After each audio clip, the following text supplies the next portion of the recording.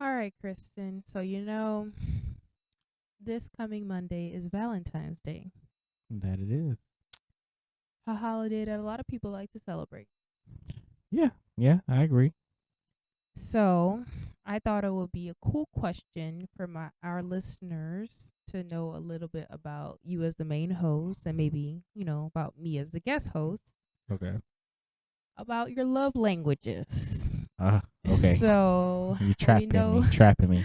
we know I think there's four or five love languages. Yes, five love languages. I think they probably added a new one. I should have looked it up before this, but they usually say you have one dominant love language. Okay. So there's quality time, Mm-hmm. physical touch. Yes. So, hugs, kisses, or, high fives, handshakes, anything. There's acts of services, Mm-hmm. people doing stuff for you, no matter how big or how small. Um, there's Gifts. gifts. Yes, there's gifts. Isn't gifts kind of like giving or receiving? That's kind of goes hand in hand. Yeah, so love languages can be both the way you like to receive love and the way you like people to show you love. And Okay. it could be different, it could be the same. And then the last one is words of affirmation. So people telling you you're doing a good job, or I love you, or I'm proud of you. Okay. So out of those five love languages, which ones would you say the way you like to be showed love? So you like when people do this to you, and how which one of them do you like to the way you give love? I think I like to. Um.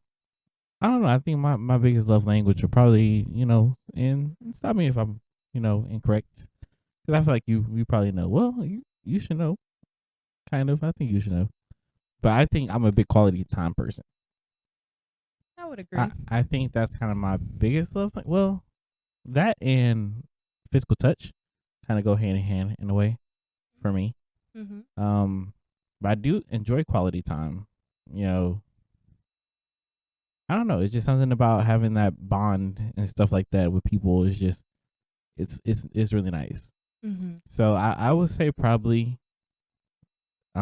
quality time for me and love I give to people. I would probably say quality time. Okay. I love giving gifts and stuff, but I think nothing's better than quality time. Like making memories, creating new memories, and things of that nature. I Mhm. feel like that's more treasured than anything Mhm. that you can have in life. So I would say that would probably be my best. Okay. Well, from knowing you, I feel like something you probably haven't thought about, but another big, heavy love language I see highlighted in you that you like receiving is words of affirmation. And I see this because sometimes you'll come tell me, "Oh, this person said this about me," or "This person said this," and it really um made me feel like they were grateful. Yeah, Appreciate it. yeah, you felt appreciated, or you felt like what they said it really meant a lot to you, and you held on to it. Yeah, So I see that I from could like definitely see. outside. I could definitely see that also. Because Yeah. there has definitely been plenty of times where I feel like, because I don't get those compliments too often. Mhm. So when I do get them, I treasure those compliments because it's like, man, I really put a lot of work in for these things. Mhm. Even when it comes to like work, man, I bust my ass off, and I finally get a good message from one of the bosses, and it's like, out of all the stuff that I do, Mhm. they're finally kind of seeing me, and it's like that makes me feel good. Mhm. So I could definitely see that. Right. And it's good that you mentioned that because a lot of people think that these love languages are just for like your significant other or how you like to receive love romantically, but it's actually all relationships. So I'm glad you mentioned that. And I also see that you probably haven't seen it yourself. Um, for as you giving love to people, I've been shopping with you plenty of times, and when it's someone's birthday or Christmas, you spend so much like you spend a lot of mental energy picking out the right gift for people. Like Yeah. you really want this gift to be matching this person's personality, something unique. You don't like getting gift cards, except for some people who really like gift cards. Some people you just can't help. Like, But for your friends and especially your nieces and nephews, you really try to think about their personality, something that they would use. So I see that heavy in your love language for gifts, for giving to people. I could definitely see that. And you're definitely correct about that. It almost, I mean, you have kind of a couple like arguments about that kind of stuff before, and just being transparent a little bit. But like, it's just we've had those fights about about Airing the out dirty gifts and laundry. stuff, and it's not airing out dirty I'm laundry. just kidding. This is a relationship, so hey, whatever. But yeah, there's been times, I mean, you have butted heads against, like, you're like, get this, and I'm like, but that's not them, Yeah, that's true. And there's been a lot of times that me and you have kind of back and forth, like, just get this, and I'm like, but that just doesn't fit them. That's not them. That's Right. this is something more I see of them. This is what I see in this person, and I'm very attention, like I pay attention to detail, so I kind of pride myself in that a little bit. Right. So, and I understand that. Sometimes it makes me feel bad when you're like trying to get a gift from me, because I know you think about it so much and I can kind of feel it, but you can ask me.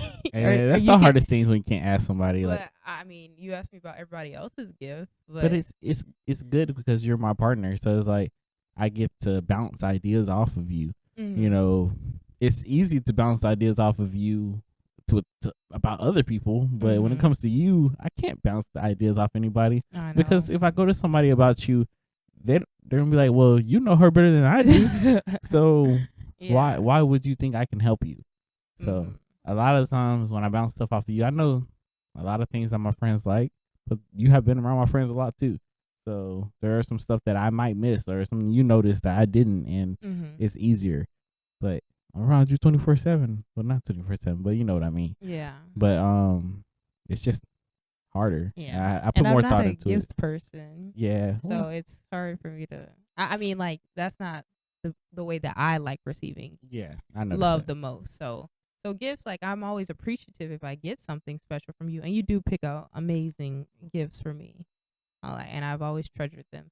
But I'm a very like, so I'm kind of putting it more on my end. Go ahead. So I'm a type of person that loves receiving acts of service. Yeah, you're a big acts of service person. Huge acts of service person. I feel like I've always been that, and that will always be my love language.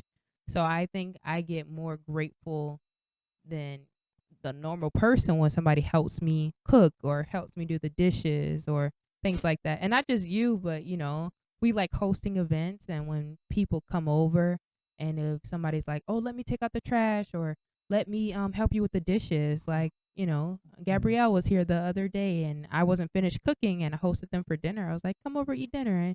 And she came over, and I wasn't done, and she's like, let me help you. And I was just like, oh my God, she's helping me. I really felt that fills my cup, like little things. And even this morning when it was considered a gift, I guess, but it's more acts of service. My boss brought me Starbucks this morning, and she's never done that.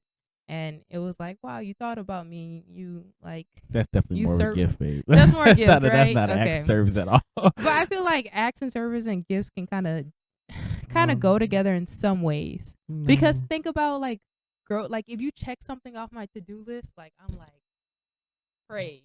Because that's acts of service, and it kind of is buying stuff for me. That's not buying stuff. So if I'm checking something off your to-do list, that's not a gift though. Like, that's the reason why there are two different love languages, because they're not the same. You're right. Like, they're okay. Now I get it. Like, Gabrielle is definitely, she's that person. My person is Casey. So Casey, if you guys haven't met him, but like, he's that guy that when it comes to parties, comes to anything, he's always like, he's the first person to be like, hey, you need help with anything? Right. Hey, you want me to take that out? I can take out the trash. I can help clean this up. That was my go-to guy for a lot of stuff when it came to like cleaning up and things like that. He was just always very, very helpful. And you treasure those people. Yeah. I love acts of service, but I'm probably not as big as you. Yeah. Nearly as big as you on that. I'm kind of more like, you handle your shit, I handle my shit. but for the most part, like, I do appreciate, like, when I came here today, you had the tables already pushed out of the way, and I was like, oh, I'm really happy, grateful that you did that, because I'm like, that's less work that I have to do. So it's like little things that you can do to help out. I love that. So But acts of service is your biggest one. What is your one you like to give to people?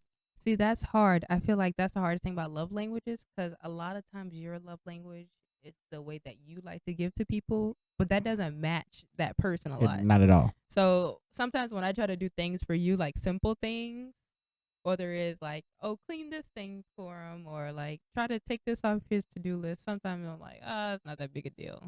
But my quality time is a big deal. Yes. So I feel like I do give acts of service as my love language. I try to do things for people to make their lives easier. I do that a lot at work.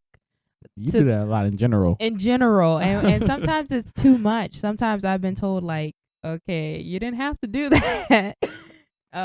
So, and I know people like things done a certain way. So I think one of my challenges that I'm going to start focusing on is knowing the person's love language and trying to do that for them. Yeah. I have a lot of friends where their love language is quality time. And, and that's honestly on my lower end. And it sucks because, you are my partner and that's your highest one. And sometimes I feel like, I know quality time doesn't have to be how long you spend time with them, but it's just like the quality of time. Like, if y'all like have a good conversation or whenever you do have that time, how good is that? Right. Am I focused, or am I on my phone, or am I thinking about something else? Am I engaged? So I want to make sure to give people who want that quality time like my full attention at that time. Which you are pretty good at it. I think you don't credit yourself enough. I think sometimes you're too good at it, in which it irritates me. But like, it's good because I like, shoot, if you're on the phone, you're engaged. You're like 100%. I'm in there. Like, don't nobody talk to me. This is their time because this is very quality for that person, and it's like I have to be that person, and it's a good thing. But just like you said, on your lower end, that's probably your lower one. It's just like for me, acts of service is probably one of my lower ones because even though you do things, and I know you do things for me, and I appreciate it, but I don't do well with being like, thank you. And that's it. And it's like in my head, the way it works is you do something and it's like, okay, well, I appreciate you doing this, and I'll let that be known in other ways. But I feel like for you, it's like you want to hear it. You're like, tell me, thank you for doing this one thing. What I did. Yes, notice what I did. Are you like, oh, did you see I did this? I'm like, yeah, I noticed. Thank you. And it's like the fishing for the compliment or something like that. It's just like, to me, it's not that big of a deal because it's like, we should be helping each other out regardless. So when I see certain stuff, I'm just like, all right, like, thank you. And and sometimes I'd be like, well, you want a cookie? And it's not your fault. And then my mood just goes down. Yeah, and I have to work on that myself, is, trying to kinder to your love language, which is the acts of service. So, trying to do a little bit more here and there. And, I just not that person to really try to feed, like, be like, if I do something for you, it's not like, hey babe, did you notice that I put up the dishes? Or but I'm always the first one to notice, like, little things. But I was like, I don't. Right. And so that's literally probably one of the lower ends. But how we end up in the same relationship? And we both got the oldest. I mean, maybe the oldest. We got your opposite. Top one is like my lowest one, and my top one is your lowest one. I don't know. Opposites attract. Dang. I guess we still make yin and yang. You have to make it work. But it's not. But at the end of the day, it's not about what's your best, what's your least. It's about how much work are you willing to put into it. So don't look at me like that. You out here giving relationship advice. But I'm just saying, it's just about how much work you want to put into any kind of relationship that you're in. Friendships and stuff like that. So it's just, even though that's one of my weakest ones, it's not that I just write it off. Like, I'm not doing this at all. Just like gifts or words of affirmation or any of that other stuff. I think you really love words of affirmation too. You like to be told, hey, you're doing a great job. Hey, you're looking pretty today. That kind of stuff really makes you light up and kind of giddy a little bit. And I noticed that. And that's something that I try to work on more too. Because I feel like I do a lot more with my actions than I do with my words. And Mm-hmm. I feel like sometimes that's not enough. So it's like me having to force myself, okay, say something instead of just show it, because it comes off like, man, well, you didn't say nothing about my hair. It's like, well, I'm all over you. And it's like, well, why aren't you noticing that part? Instead of you like, but I want to hear it. Mm-hmm. And that's okay. There's nothing wrong with that. Yeah, it's just like you said, like kind of noticing what you can do and noticing what the other person likes. Yeah. Yeah. So when I first learned about the love languages, I heard the saying that you know how the golden rule is do unto others as you want them to do to you. Mm-hmm. The new golden rule, when I learned about this, was do unto others the way that they want They want it to be. to be, or treat them the way they want it to be treated. Yes. Yeah. So not how you want to be treated. Mm-hmm. So I don't know, just some food for thought. Thought that was a good opening question. It was a good question, actually. Yeah. It was a good conversation. But do you have anything else you want to add? Um, try to have this conversation with that lucky girl or guy or non-binary person in your life. And honestly, we actually might try to pull a poll. I know we were supposed to pull the poll out last week. We didn't do it. We're going to try to shoot for it this week, and we're going to put a poll out to see, hey, man, just give us what you think your love language, what do you feel is your love language the most out of the 5? And Kayla probably researched that 6th one, if there is a 6th one, and we'll add that as well. And we can hear what you guys think, and message us on, YouTube, whatever if you aren't following us on Instagram, but you're following us on YouTube, comment in the YouTube section. Comment section. Ooh. Yeah, you know what I meant. But we would like to hear what you guys think. Yep. Awesome. So you ready to get started? Let's do it. Bet. All right, getting the podcast started in 3, 2, 1.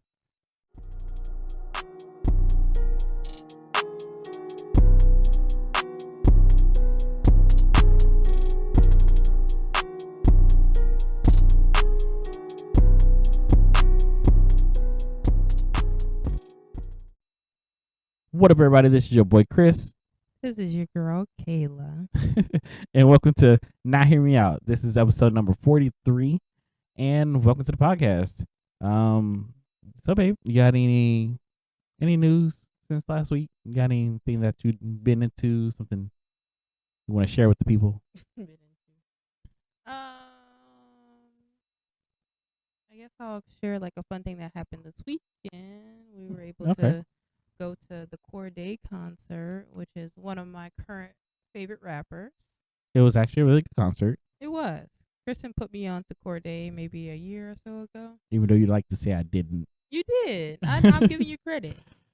And I found out about him, and I just been listening to his music, and his new album dropped recently, and Dallas was one of his first opening concert. It was supposed to be his first concert, but we had those snow days last week, Thursday and Friday, and Houston ended up being the first concert. But we got the second one, and it was on Sunday. It was very good. It was both our first time at the House of Blues. Yes. Which is like a very intimate venue, something we weren't, used to or expecting. So it was really nice to actually engage with the artists a lot, with them being, there and so close. And it was surprising. They had two very good opening artists as well. Mm-hmm. They had Justine Skye and Black Odyssey. Yeah. And they were very good opening acts. Yeah. I knew about Justine Skye because my sister Kelsey put me on to Justine Skye a few years ago. But Black Odyssey was new to both of us. Yes. Yeah. And I know Kristen really liked Black Odyssey. There's like but continue. Do you have any? And I would just say I appreciated the snow days. So it wasn't like Dalaska, what they was calling Dallas. Dalaska. It wasn't that bad like last year, but it was still pretty 2 bad. free days off of work where I didn't have to work from home. It was like we're literally off. You were literally off. I was literally off. And it was so nice to just have those unexpected free chill days where you couldn't like get up and go nowhere. You just had to chill at home. So that was nice. Okay. What about you? What stood out this weekend? This weekend, first of all, Kayla missed out on a lot of stuff as far as like what we did. Saturday was busy. We did like 4 things on Saturday. You just like, I'm not gonna say nothing about. Oh, we did. We went to go see our updates on our house. Ooh, this is your first announcement about that on the podcast. I don't think it's the first announcement. I think we've talked about it before. Oh, okay. If not, yes, me and Kayla are getting a house together. So yes, that's happening. But yes, we want to go look at the updates on the house and see where it's standing. It's actually it's getting really close. We're almost there. And so we did that. After that, we went to your dad's house, chilled with them for a little while, learned a little bit more about some taxes. Shout out to Kisa. Shout out to Kisa. And after that, we went to your cousin Craig's birthday dinner. We went to Outback Steakhouse. So Craig, I don't know if you're watching, but happy birthday again. That was pretty fun. Pretty cool. Kayla had her steak. She had a steak that was mooing at her. That steak was talking. Listen, and you had to remind me every bite I had to. The moo. She had the filet mignon. But you said it was great though. It was a little bit too red. A little too red. Sorry, but babe. It was still good company. We were able to celebrate Craig, and I was able to see, the fam. Yeah. So it was nice. And then after that, we went to, Vic had a little game night. So we got to go over there and chill with the friends and see the baby some more. Kayla got to hold the baby. I wish I had a picture of her sleeping with the baby. She fell asleep with the baby in her hands. And I was like, yo, she's going to be a great mother one day. Aww. So she was so cuddly. But that was a really good, fun game night. And yeah, here we are. We Corday concert on Sunday, like you said. Did we do anything else before the concert? No, I think we did our own separate thing. We went to the store. You went to your mom's. Okay. Yeah. But yeah, Corday concert was great, like she said. Only thing that I have to say about the concert is that he missed out on some good songs that me and Kayla actually like to listen to. And I feel like it felt like a very short time with him on the stage. Yeah, I did. It was like a little less than an hour. Yeah, he was actually on the stage. It felt like, and the opening acts was good. Like Odyssey, they're good. When I heard them on the stage, they caught me a little bit more than when I heard the album. I don't know why it is. Something about live performances makes you feel more in tune with the music than it does when you listen to the album. I don't know if you feel that way, but I definitely feel that way. Like if I listen to a song live, it's like this gives me a different vibe and feeling than when I listen to it on the track. Right. And which I think that's the whole point. It's supposed to feel like that. But it was a fun concert, great time, and here we are today. Yeah. And I guess I got to stay in Thursday, Friday also. So we had a lot of quality time this weekend. Did it feel your love language? It did. It did. Good. We down there caught up on Empire. Don't judge us because I didn't get to see Empire when it was hot and popular. So hey, we on the last episode. So yeah. Okay, well, I'm gonna jump into our Black History Month lesson for the week. And before you do that, make sure you guys click on that subscribe button, and that bell, and make sure you follow us. Tell your friends about us. Yes, go ahead, share, like, comment, support. And what is it? It's free to support. Is it share, like, comment, supply? Supply, not supply. Ooh, subscribe. Subscribe. But go ahead, baby. I'm sorry. All right. So you see this beautiful backdrop that Kristen has put behind us because we are still celebrating the glorious Black History Month, not just this month, but all 365 days. Yep. This is President Obeezy. We miss you. Anyway, got me in my feelings a little bit. Oh.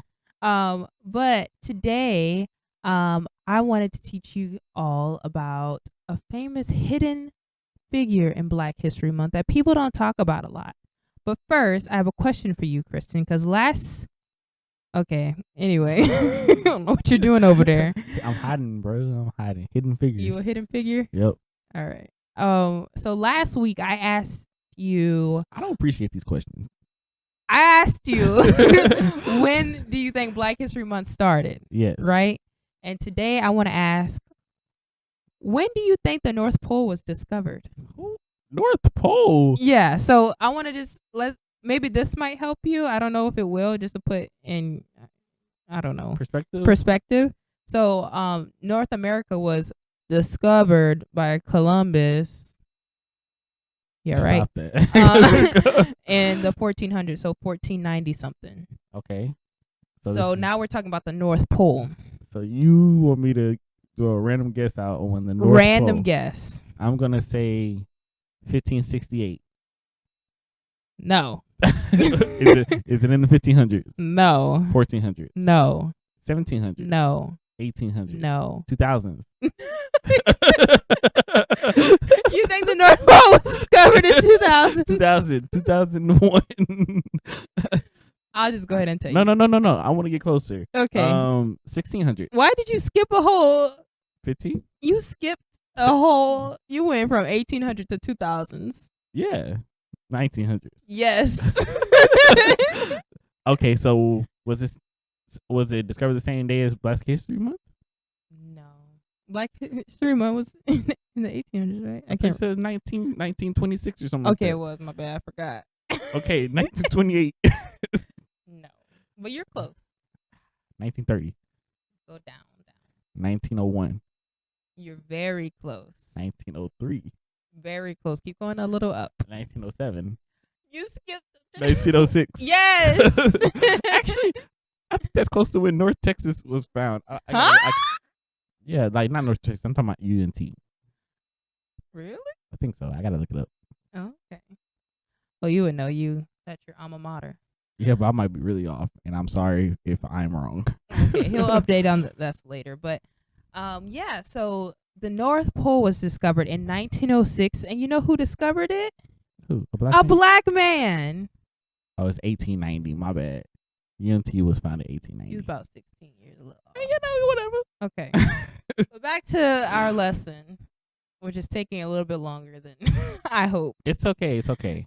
Okay. So yes, a black man by the name of Matthew Henson, he helped discover the North Pole. They say allegedly, but he did. So he went on. He was a voyager. He was an American explorer, and he was actually born in 1866 in Maryland. And he just had a very interesting life. He was born to two free parents in Maryland, and he just his parents both died when he was a younger man, so he kind of had to find his own way in life. And eventually, he met a man who was an explorer as well, who he explored with. His name was Robert Perry. And they went on lots of voyages to Greenland, and they learned a lot about the Eskimo culture. And back then, sailing on ships, it was very dangerous. And they brought a lot of dogs with them, not to help them through the snow and stuff, but they couldn't find perishable food that were warm. So sometimes they would have to eat the dogs. That's kind of fucked up. It is, but I get it. You got to survive. Yeah, and in the extreme weather conditions and just a lot of stuff that was happening, like they just had to do what they had to do. But think they skinned the dogs? I don't know. I don't want to get deeper into the dog. Yeah, I'm just saying, you gotta stay warm. Yeah, so he has a famous pictures that's always shown around. We can probably put it up here. Yeah. But he's in kind of like a traditional Eskimo winter like fluffy hat thing. And he has a quote that I want to read the quote directly. So I'm just gonna make sure I'm reading it directly. That you'll probably have heard before it, but it says, "I think I'm the first man to sit on top of the world," because he founded the North Pole. Okay. And sadly, but expectantly, when he returned back to the U.S., when he founded the North Pole in 1906, he didn't get the credit for it. Only Robert, which was the white man who helped him discover North Pole, he was the only one to get credit for it. So that's why Matthew Henson. Yeah. So Mr. Matthew Henson, he was a hidden figure in Black history. He didn't get this credit for finding the North Pole, but he did. So keep finding those hidden figures, educate yourself, learn more about Black history, and let us know what you find. That's awesome. That's pretty cool. So does that mean that he was a flat earther? What? I'm just saying. He said he was on top of the world. Okay, I think it was just a figure of speech. I'm just saying. He must have thought that. Okay, what if he was? He still found the North Pole. I need the coordinations. the coordinates? Yeah, the coordinates, not the coordination. Sorry. I need the coordinates. Oh, boy. But that's pretty cool. Thank you, babe. Thank you for that Black History info. Yeah, of a it hidden resonated figure. with me because, I'm an adventurer and explorer in my heart. So You this should story resonated with me. You should go explore Canada and take over and be like, this is mine. What? Why would I do that? Why not? That's what they did. But Canada's already discovered. Yeah, you can discover Kayla Land or something. I don't know. Kayla still will discover Canada in 2022. 2022. She just came over there and claimed some land. Oh, boy. Get out of here. This is my house. Nobody would listen to me. But you want to jump into our first current story? Yeah, go ahead. All right. So That's all you. I'm going to switch gears and we're going to talk about some current stories happening right now. So if you didn't know, Tisha Campbell, who stars as Gina in the famous sitcom Martin. Damn, Gina. Yes, her. But Gina, she was actually working in South Padre Island, Texas. And most of y'all probably don't know this, but in South Texas, they don't do Ubers. I remember going to school in Corpus Christi and Uber wasn't a thing down there. So it wasn't a thing. It's not a thing right now in Padre. And this happened last month in January 2022. It's still not a thing? I don't believe so. Huh. And I think they have their reasons why. But Tisha Campbell, she reportedly she went live on Instagram in January, and they said that she was working on an independent film, and she was told from someone at the hotel that she was staying at that they gave her a number for a taxi so she can get around. So this taxi picks her up, and she's trying to get on set to this film. And there's two men in the car, and they just open the doors and say, "Get in." And she took it as kind of like a alleged sex trafficking, scam thing. Yep. So she says that she was almost taken and abducted, and she's warning a lot of people to be more vigilant, and that this can happen to anyone, especially when taking these, things like taxis or Ubers and things like that. And she went live and told her whole account of this experience and what the men did. And she was like, "I'm not Gina. I am Tasha. I'm Tisha. So I am." Is her T-shirt Tasha? So Tisha Campbell. So Tisha. she's like, "I'm not getting in that car." And they were really trying to push her to get in the car. And she's like, "You can't play with me. I'm not getting in the car." Like, South Padre close to the border too. Right. So yeah, actually, January was Sex Trafficking Prevention Month. Okay. And this happened during that time. And I know we live in Texas, and they call Dallas, San Antonio, and Houston the triangle of human trafficking. Yeah, I heard about that. Yeah, because we're the three major cities closest to the Texas-Mexican border. And not saying that, Mexico's bad or anything. Yeah, not saying that. But a lot of international borders, a lot of human trafficking happens in cities near those. Yep. So I say watch out. I mean, we were just in South Padre last year. Yeah. And to know that this happened at a place we traveled to, it's crazy. And it happens right in our backyard here in Dallas. It's so the crazy thing about the story is so when you hear the story, right, she's by herself. You wouldn't think like a figure such as herself, Tisha Campbell. She's not. You don't think that she would be by herself as far as like. I'm not saying by herself like a single, but like when I have like a bodyguard or somebody with her at all times. And I don't know, maybe it's because she's not where she used to be in life, and maybe she can't technically afford that kind of stuff, or what it may be. Probably she doesn't think she needs it. Like, why would she think she needs a bodyguard? Because you're Tisha Campbell. But like you're a known figure. It's not like she's just a has been or something. Like, people see her and they know who she is. Right. But a lot of famous people have bodyguards. From my perspective, is to not get robbed and stuff, they don't really fear their life or human trafficking. I'm just saying, it's already hard enough to be a woman sometimes, as far as being by yourself on certain areas and stuff, because it's already not safe. This it's a crazy world we live in, and women are being abducted and stuff a lot lately, and it's just crazy. So it's crazy to think that someone of her stature, Right. or that status, is like walking around by herself, or not having somebody with her. During this time, it's even shooting a movie. I would think that somebody would be there, and which a lot of times these Chinese people want to be left alone. So I can understand that. It's just weird.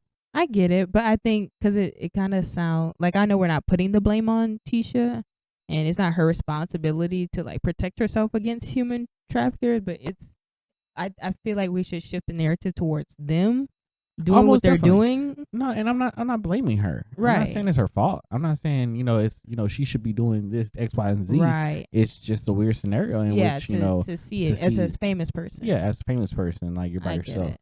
and even traveling, with people. I don't like you traveling by yourself, and I always want you to have somebody with you. It's a safety net more than anything, because this is going on. This is not new. Mm-hmm. It's something that we have been seeing, literally videos of people who are catching people who are trying to sex traffic, where they're catching guys coordinating different ways of trying to get a woman into their vehicle. And when she leaves her vehicle, you got one guy looking at her car, and one person's following her, and another person's doing another thing, standing in their car. And it's like, this is a whole operation in which people need to understand it's serious.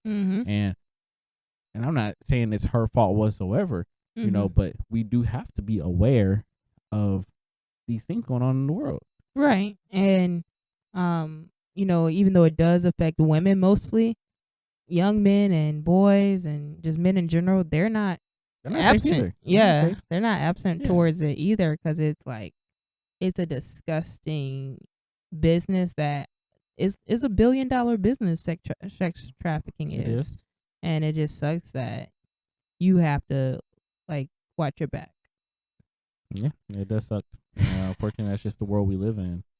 And I'm glad you pointed that out, that men also have to worry about that kind of stuff. And not as much, but they still do. They still do. So, and a lot of times it's the men, men are the ones kind of getting killed. Like really just off the bat. But yeah, I just wanted to bring some awareness to that, as far as like, just be safe. If you're in an unknown place, probably bring a friend. Yeah, or are you meeting somebody for the first time? Bring some type of company. Or tell somebody where you at least. Yeah, have the app on. That's serious right there. Have one person that has your location. This one has my location. So if something happens to me, she gonna know what happened. I don't know what's gonna know your location though. Your thing be acting funky. Little do you know, I took your ass off. No, I actually noticed that. Yeah, but yes, just be wary of that, everybody, and hey, sex trafficking is real, and be safe out there. You have anything else on that? All right. Well, moving into our next story. Our next story actually has to do with traveling, just like traveling to South Padre. This has to do with Spirit Airlines and Frontier. So Frontier and Spirit Airlines await a federal and shareholder approval to complete a $6 billion merger. So Frontier and Spirit Airlines are trying to come together as one. And, they said it looks like executives at Spirit and Frontier Airlines are making do with saying, if you can't beat them, join them. The airline companies announced they'll be combining their low-fare forces. According to CNN, the flight carriers are spending $6.6 billion to merge into the fifth largest airline in the USA. How do you feel about that? I have a lot of questions. Like what? Is it going to be Sprintier? I'm dead. Is it going to be green and yellow, leprechaun-ish colors maybe? Okay. Or, Why green? Because Frontier's green. Green and white. That's their colors. Is it? And then Spirit is yellow and black. We've been on Frontier. Yeah, but Frontier is not usually green. It's like white and blue. No, it's green. You Baby, looked it up? even in this picture right here, the Frontier plane, they always look like that. It's white and it has the blue like thing. Look up their logo. Oh, well, their logo's green. That's what I'm talking about. Oh, okay, I got you. Sorry. Yeah. So it's gonna be Frontier. Is it gonna be Frontier? I don't know. Who's gonna work there? Are they gonna fire half their employees? I don't see why they would fire employees if they're making a bigger business. So everybody's gonna stay. Yes. I would assume they're gonna. But then there's two of each thing. There's gonna be two CEOs, two CFOs. That's where they have to figure out what they're gonna do. That's the whole point of the merge. But I feel like somebody gonna get fired. Somebody gonna get laid off. Well, at least. most definitely somebody. They can't have two of everything. They're gonna have to fire some people, but or at least give them different positions. They may not just fire them. They may be like, okay, well, I'm gonna be acting CEO while you're like, some type of CFO or whatever it may be. It's gonna cause some problems. They'll figure it out. This is not the first time companies have merged. True. Together. Sprint merged. T-Mobile took over damn near 3 different companies. True. And they took over. Yes, they was like, well, they said monopoly. It's like, this is Blue, this is Boardwalk. I'm taking that, and that was Sprint. Right. Then they're like, I'm taking that red one. Was that Illinois? Illinois. I don't know. I can't remember. I think Illinois is on red. And they're like, yeah, they were taking that one. That's Metro. They're just like, yeah, we're taking everything. I guess it just depends on how you do this merger. And are you gonna take your complaints from Spirit and your complaints from Frontier and look at them together and say, this is how we're gonna solve issues going forward? Or are you gonna put fire with fire and make a bigger fire? Okay. Because we both have had issues with both of these airlines. We have. Personally. Yeah. And just because they're merging together doesn't mean the airlines are going to get better. And right. And I think like they're still trying to, I think in here it said that they're still trying to keep their prices very, very low. So they said they're trying to hit the record breaking like low prices. And so that, I don't know, like $6 million got to go somewhere. I would hope they will upgrade their planes, but who knows?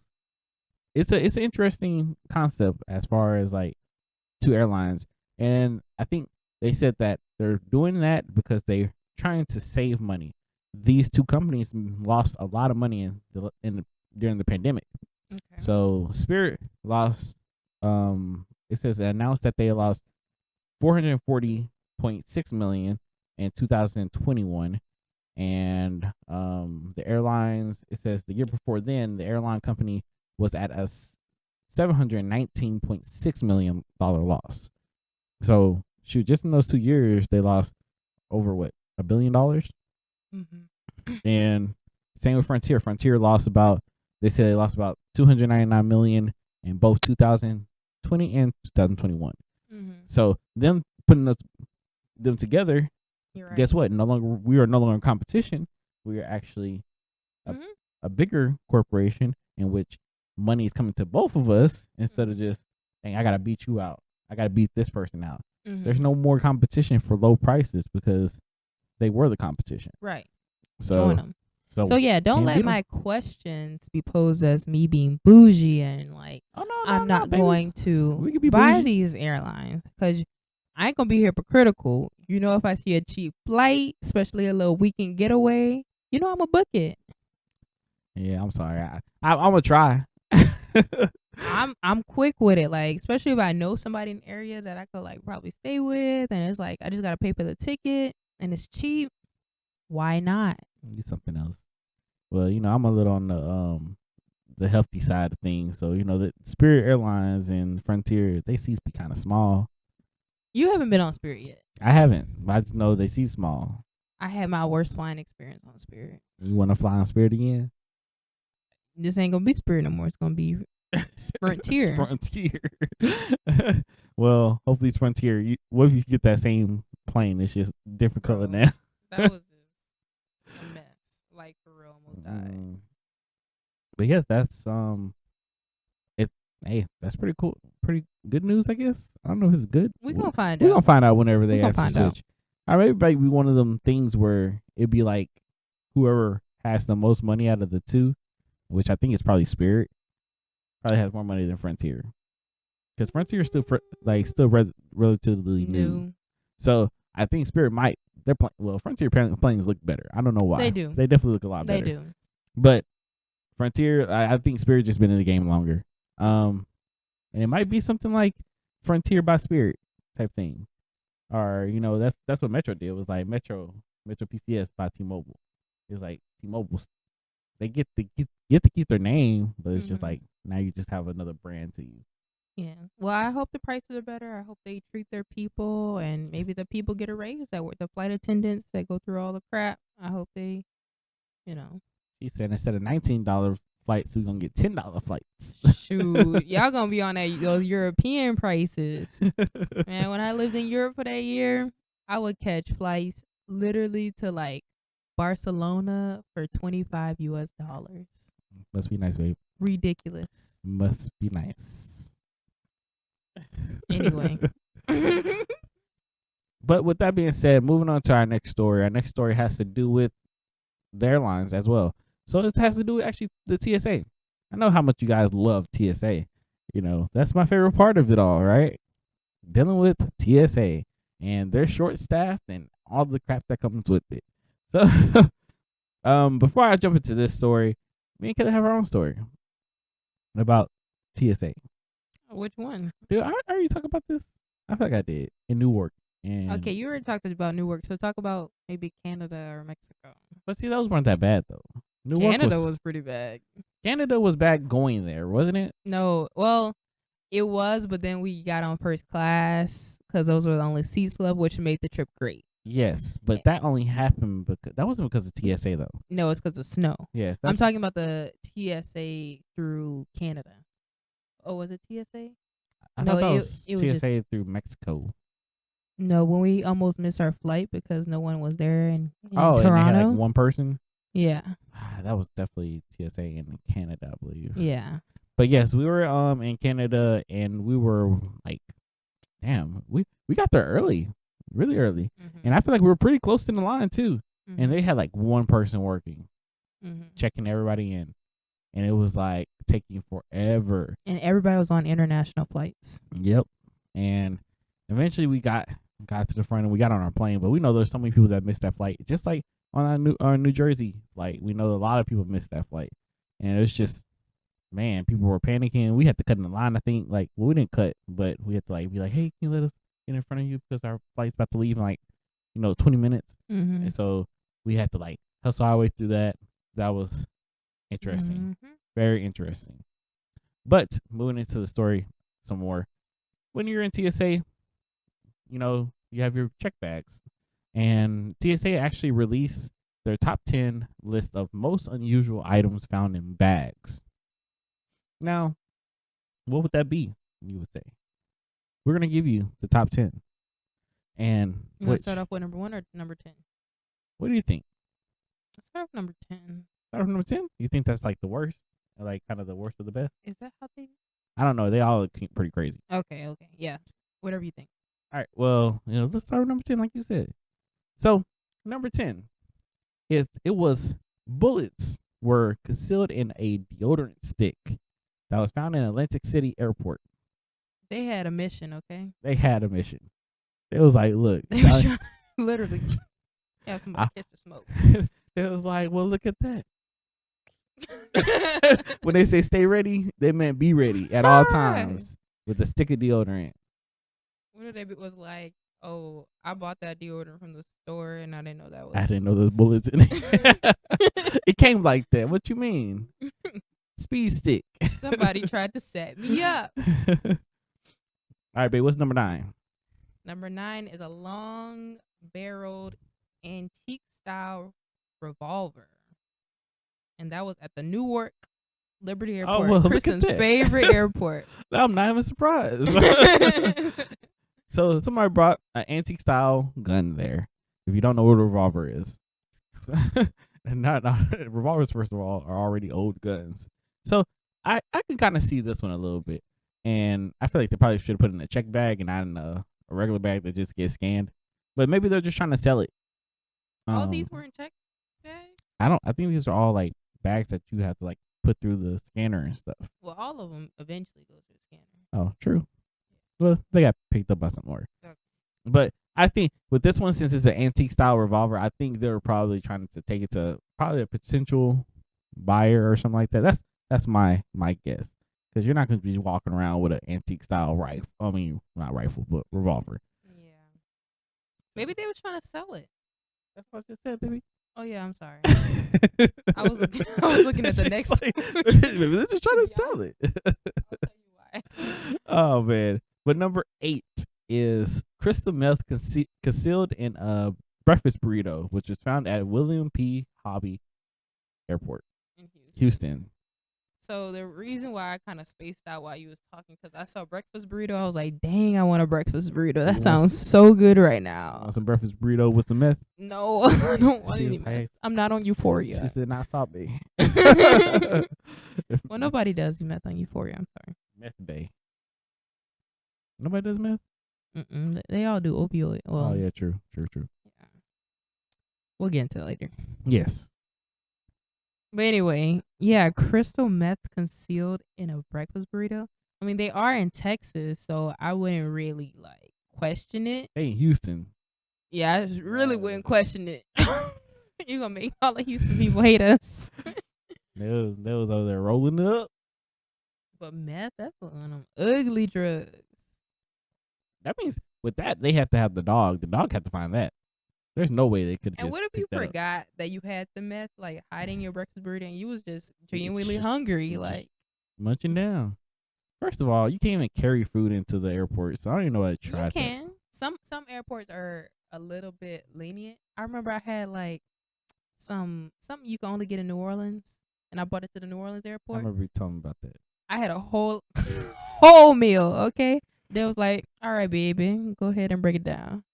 I was like, they knew I wasn't gonna throw away my beignets or whatever I was bringing. She said, I got 6 pounds of crawfish. I was like, ma'am, you can't bring that. Oh well, I'm bringing it. I did. Kayla is the queen of I can make it happen, and it's so rules don't apply to me. Rules do not apply to you whatsoever. And she was like, I'm like, we were in Newark. I told you, I was like, babe, you cannot take that water bottle.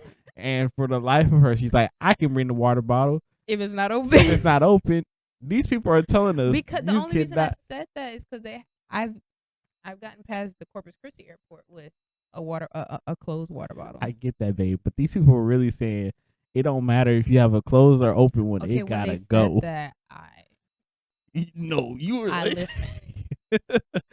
she hard headed. Love it though. But moving on to number 7. What we got, babe? A firearm concealed in a belt buckle. That must have been a really interesting one. Yeah. That gun had to be very tiny. Yeah. That's that Wild Wild West shit. Like, or yeah, that's crazy. I can't even picture that. It's pretty interesting. They have really small guns like that though. Number 6 is a well-worn cleaver. That was found in the Harrisonburg International Airport. What's the cleaver? Cleaver is a type of knife. Oh. Yeah, that's in a well-worn one. I don't know. It must have been a very I assume just very used. I can assume. Okay. I don't know if that's like saying they was out here chopping up bodies or nothing like that. Hopefully, they ain't going around carrying the murder weapon with them. You don't know people. But hey, might happen. What you got for number 5, baby? A canister of bear spray found in Dustin, Florida. Dustin, Florida? Is that Florida? Oh. It says Fort Walton Beach. Is that Florida? There's a city named Dustin in Florida, but I don't know if Dustin Fort is different. But anyway. BPS, I don't know. I thought that was like Virginia probably. But Dustin Beach Airport. Anyway, but bear spray. What are they going to do with that? They probably was going to Colorado or something. I guess. What do you use bear spray for? For bears. Okay, that's what I thought. That's not that weird. Like, if you going camping or you trying to be the man in the wild, like, that shouldn't be that weird. It's not that weird. Yeah. It just depends where they're going. I don't know if they're going to a beach, there's no point in having bear spray.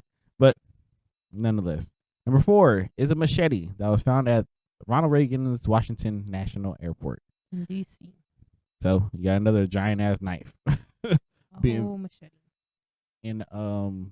being found. What you got for number 3? Assortment of fireworks and pyrotechnic devices. They're probably just going to. I can see that happening, just like 4th of July, maybe, and they were just trying to have a good time. Yeah. Number 2 is a wine bottle holder made to resemble a cluster of revolvers, and that was found at Sacramento International Airport. So, Cali. So it doesn't. It says to resemble. So maybe. Resemble. My bad. I thought it said resemble. Oh. Yeah. So I think it's just probably a collector's item. It probably is, more than likely. Yeah. I thought it was something like like I don't know. I got my words mixed up, but you're definitely right on it. I thought it was like a wine bottle holder that literally had a whole bunch of pieces of revolvers together that you can actually put back together and be a whole bunch of guns. But I'm pretty sure you're right. But look at this, baby. What's number 1? Nah, it's your turn. I did number 2. He want me to say it because it's my people. It's your people. Go ahead, baby. You tried to say it. I tried. A chainsaw found at the Louis Armstrong New Orleans International Airport. Nola. A chainsaw. A whole chainsaw? Who thought Who do you think you are? Who did you think you're going to... Freddie? No, that's not Freddie. Who carries chainsaws? That is definitely the Jason. No, that is the Chainsaw Massacre in Texas. You said Scream? I knew that wasn't it. She just throwing out all the serial killers she could think of. Oh. That's the Texas Chainsaw Massacre. So that's his name, Texas Chainsaw Massacre? I don't know his actual name, but I just know that was the nickname they gave him. Oh. It's Texas. Maybe they was coming to Texas. They was just leaving New Orleans, so it couldn't have been my people. They was found at... What you mean? It was at the airport. That means before they left. They did not get through the first airport and then make it to Louisiana. It was a what? What you about to say? I was gonna say it's a transfer flight. You stupid. They still have to get through the first flight. I know. You try, baby. You try it. But that's crazy. Have you ever seen anything in TS, like, as far as like people? I don't know. I'll be paying attention. I'll be trying to get to my flight. You know, you say you like the airport though, so I wouldn't be do. surprised if you was paying attention. I think there's interesting people in the airport. A lot of time, to be honest, like back before COVID, you know, when I would travel by myself, people used to ask me like, "Oh, hey, I gotta go to the bathroom. Hey, I have to go to the bathroom. Can you watch my bag?" And they tell you not to do that, but that's happened to me a lot. And I'd be like, okay, what's the worst that could happen? So in my head, I'm like, dang, they just set me up, you know? And, but no, I haven't really seen anything. I just had like those thoughts in the back of my mind. What could be in this bag? Drugs, bomb, Yeah. A body part. Yep. Crazy. Do you want to try to touch this last story, or do you want to wait until next week to do it? We can talk about it since right. The episode was hot this week. All right, go ahead. All right, so this will be our last story of the podcast, you guys. This story is about our lovely, beloved Zendaya. So there's a lot of Euphoria fans out there. We are fans of Euphoria. We actually are. Really enjoying the new season 2 of Euphoria. And there was a news report that Zendaya responds after D.A.R.E, the D.A.R.E program. So the drug, what does D.A.R.E stand for? Yeah, drug. I should know this. It's okay. But it's this program back in the 90s about drug prevention.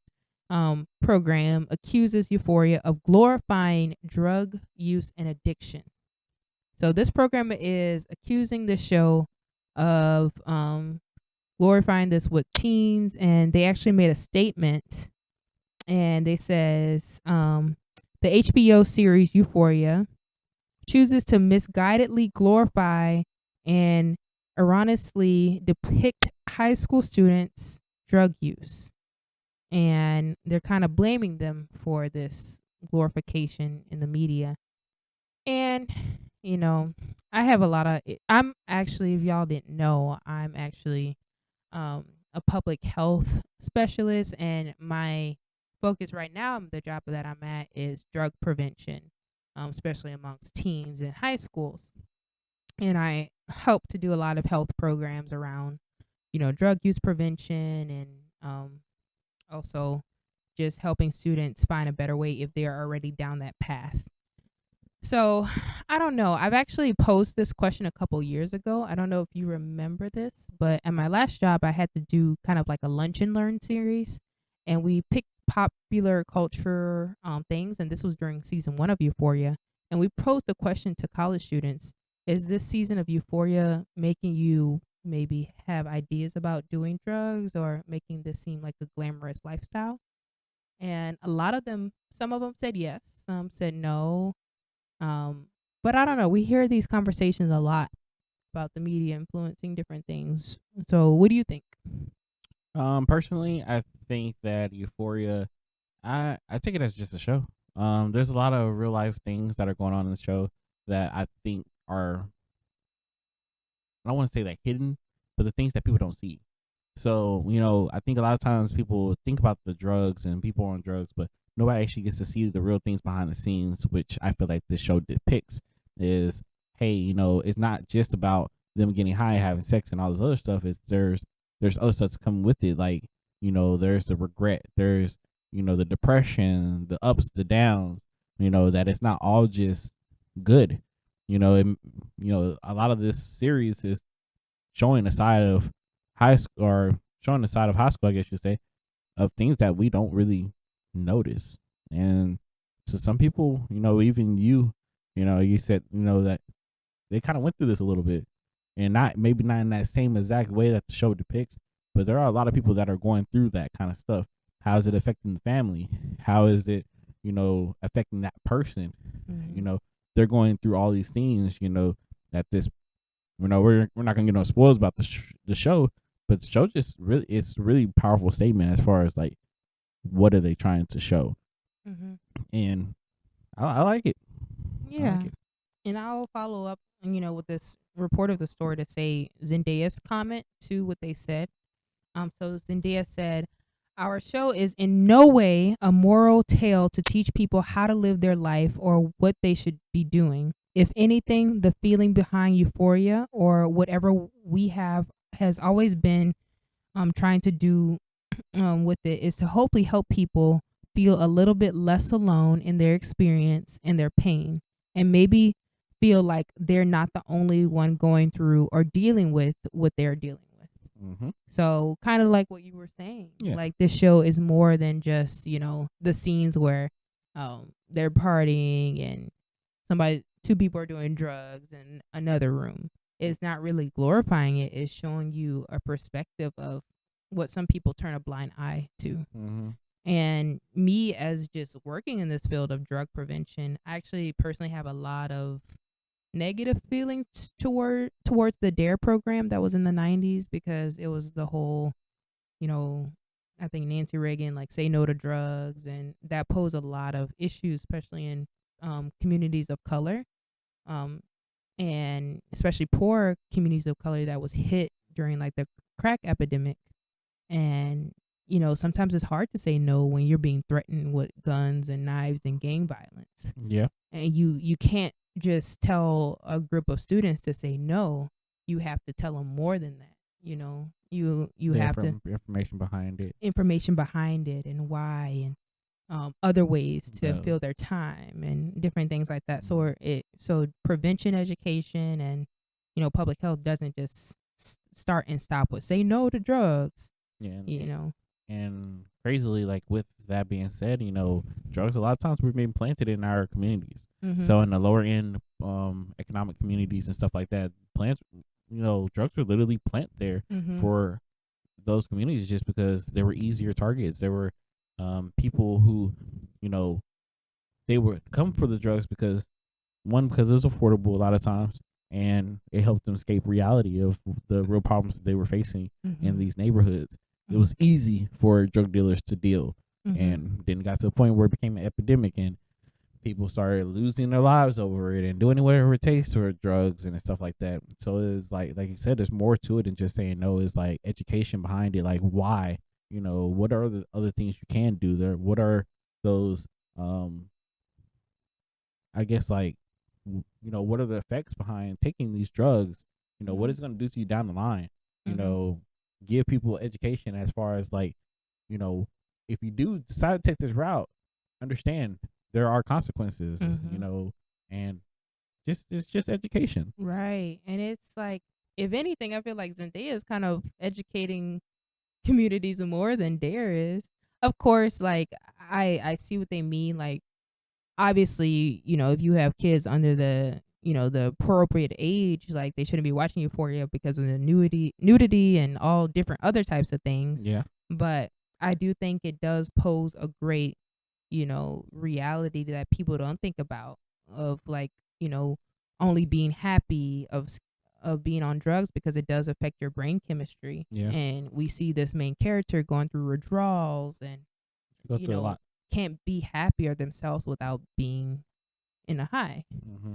And, when you hear prevention programs just talk about saying no or just avoid things, it can't just stop there. So I just feel like some things like Euphoria and other things in the media are kind of pushing that prevention message in like a more direct way, even though they may be going rogue with it. Yeah. Like, it is still, That's the thing I like about it though, is the fact that it's going straight to the point. The fact that and it's going straight to the audience. Yeah, straight to the audience, and like it's crazy. The fact the show is real. You know what I mean? It doesn't hold back. The real conversations they have, those are like real conversations you really picture people having. The stuff that she goes through is real stuff that people go through. And I just like the realness of the show. That's kind of my biggest thing. Is just they don't hold back whatsoever. They're like, look, we're not censoring this to anybody. You need to see how it happens, see what happens, and here you go. And that's what I really do like about that show. Yeah, and hopefully they can maybe join forces. So I'm not saying all, what they do is bad. I don't know what changes they've made in their program, but it was also said in this article that D.A.R.E responded to Zendaya's comment, and they asked that maybe the producers of Euphoria can sit down with their youth advisory board, so real teenagers going through maybe these experiences, or have a say so in what's going on.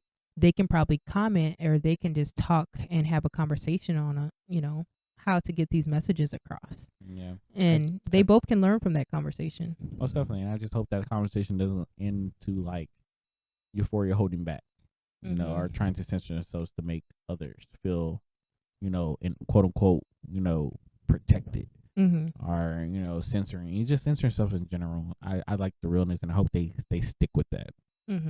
Yeah. Well, yeah, this was a very good story. So. It was.